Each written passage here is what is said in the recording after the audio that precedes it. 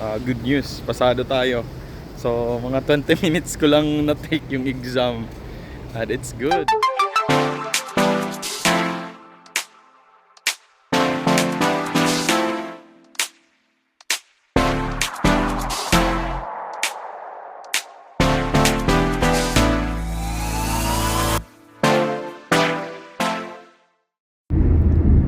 Hello everyone.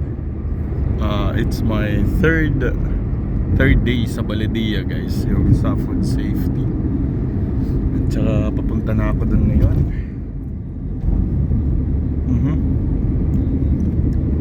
Medyo dusty ngayon, guys, yung ano, parang may sandstorm eh. So bukas exam na namin. At saka yun, sana makapasa tayo.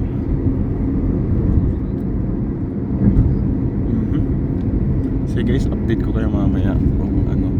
Kaso hindi pwedeng mag-video dun sa loob, kaya dun sa labas na lang tayo. Ayos? Guys, nandito na tayo. At ano pa lang, 7:40 pa lang, guys. Kailangan ko magpa-load.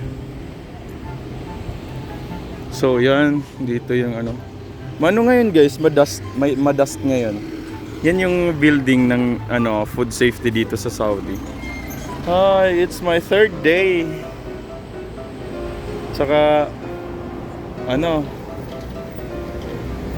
ayos naman. Nakakabahan ako sa exam, sana kapasa tayo. So sige.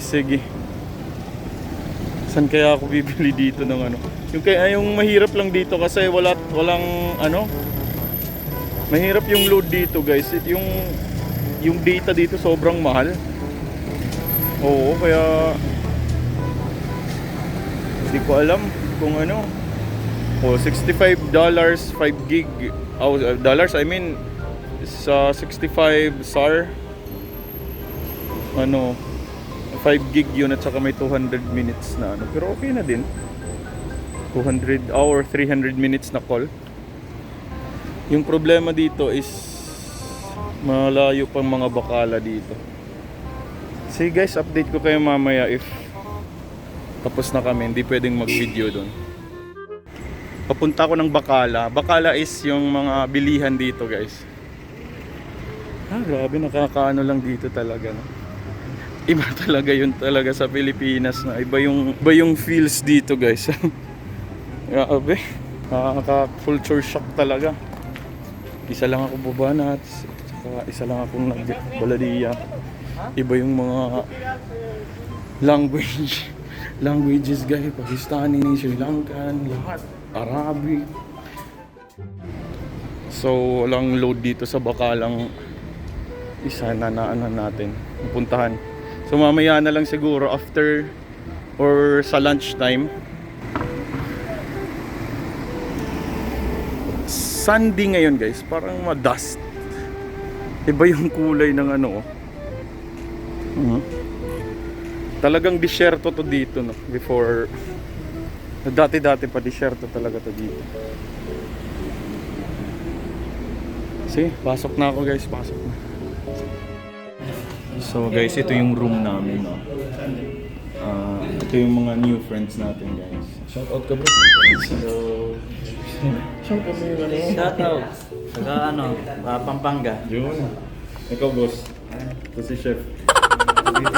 Yun. Shout out guys, sino mga single. Yun, no? Yun, no? Palagi na lang single. Palagi na lang single yung ano, hinahanap natin.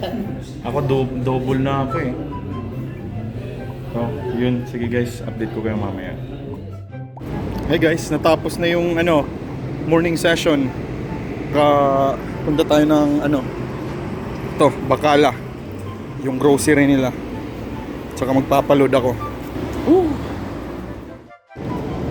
Kailangan talagang mag-undergo ng ano, or kumuha ng Baladia food safety course before ka i-deploy sa shop na ma-assignan mo dito sa Saudi, guys.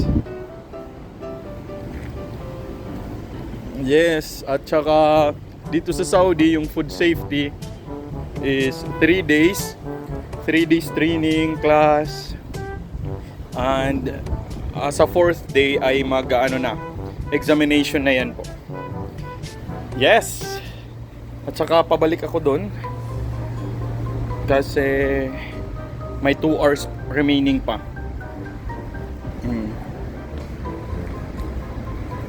Malayo yung Bacala dito guys. Yung grocery nila. Pumili ako ng load kasi wala na akong load. Hindi ko kaya, hindi makapag sa social media. So, ito ako ngayon. At yung building na yun, yung ko. Ibang klase yung init dito guys. Parang parang magno-nosebleed ka sa init. Grabe.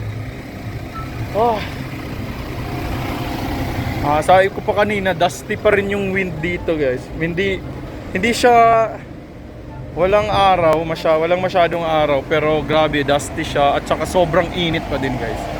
Sabi nila hindi pa daw to yung talagang excessive heat dito sa Saudi. May mas mainit pa. Yan yung namin yan.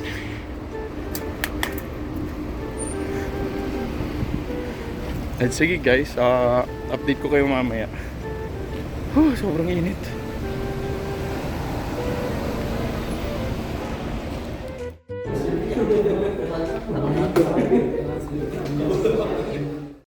Natapos din ang araw guys. Babalik ako dito on July 10. So 8:30 yung exam ko. Kaya sana makaya natin to guys. Kasi ako magta-taxi na. Ay kabayan, shout out. Alright. Okay, hintay ako ng taxi ngayon kasi uwi na ako ng Al Safa. Yes, ituloy yung mga banats dito guys. So kung may mga katanungan kayo, just comment down sa comment box natin. Tsaka subscribe kayo guys and like kung gusto nyo yung mga buhay Saudi. Nandito po ako, magnanarrate sa inyo or magkikwento sa buhay ko dito sa Saudi. Okay, Jem De Aro. 1,000 years later. Hi guys, good morning. Papunta na tayo ng Baladiya for our exam. Ayaw, pasa tayo. Alright? Kasi update ko kayo mamaya kung ano yung result. So guys, good news, pasado tayo. So mga 20 minutes ko lang na-take yung exam. And it's good, and it's kalat. And yun, before ka kasi i-deploy dito sa Saudi, you have to undergo training, no? Mga 3 days training at saka yung pang 4th day is the exam. So kaya yun, pasado tayo. Kala ko nervous tayo dun ha. Hindi pa ako nakatulog nun. So I have my friend here.